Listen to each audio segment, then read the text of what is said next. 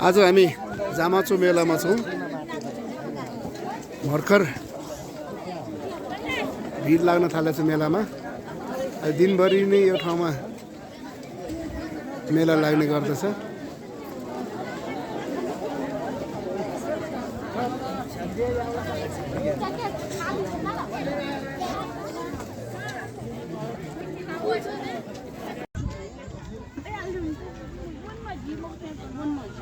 यो मेलामा अहिले हुसुलाएर पुरै अँध्यारो भएको छ।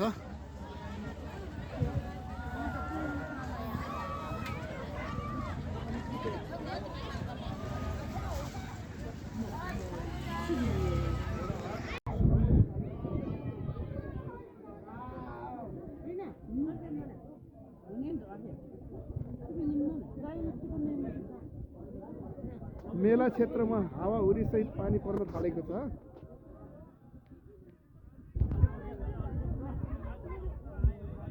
यो हामी जामाचो मेलामा छौँ।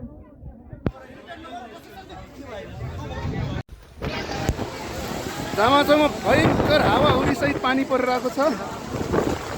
धेरै ठुलो पानी परिरहेको छ।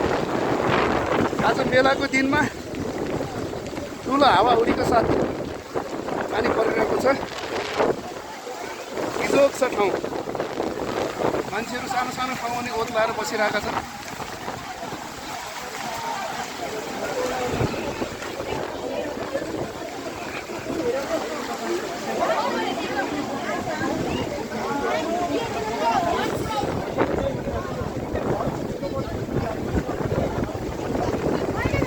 एकदम ठुलो हावाहुरी छ।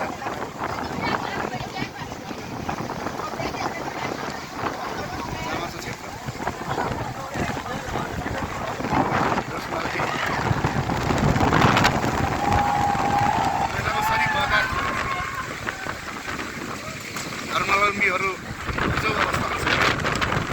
कहीँ ओट लाग्ने ठाउँ छैन। जस्ताको छाहारी दुईवटा छ त्यसमा चाहिँ ओट लागेर